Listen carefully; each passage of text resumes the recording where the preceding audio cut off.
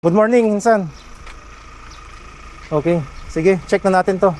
Ford Everest. Anong model to, insan? Anong year? 2021. 2021, sige. Acquired. Okay. First owner. 34,000 pa lang ang kinakbo. 34,000 yung mileage niya. May original. Ganda, ganda ng leather niya. Leather yan. Saka kasa-maintain to.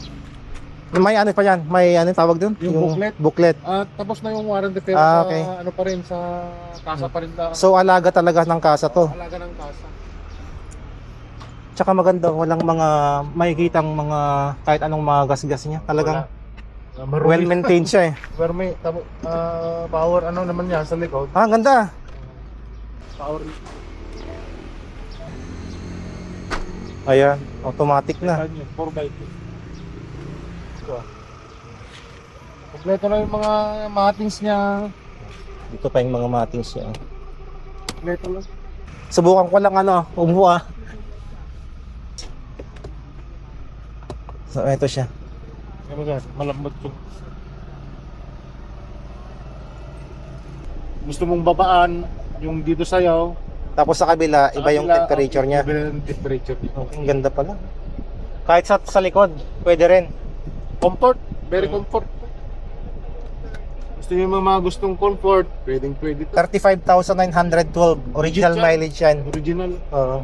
Saka first owner, maganda sa first, kasi first owner. First owner.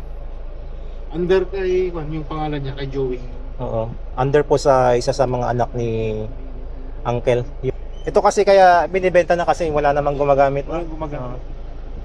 Kung ako lang, sana. Bilhin ko na to. Magkano nga to? Saan yung price pala? Ano yung price nito, Uncle? Bagam lahat ng malaki, mahal na 1.1, mabali na. So 1.1. Napakaganda talaga ng Ford Everest. Ang laki.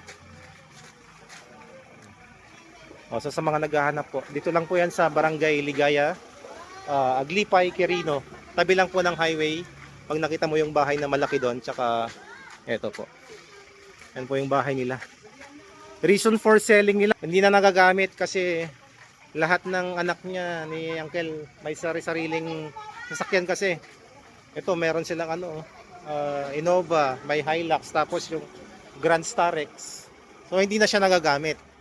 Kaya nag-decide sila na ibenta na lang. Pag may makita kayong issue dito, nagsabi na mismo yung owner, money back guarantee. Basta yung yung pinaka-honest issue nga lang yung gulong lang talaga kasi stock pa yun. Lahat, okay na lahat. Hindi ka magsisi pag kinuha mo tong Ford Everest na to.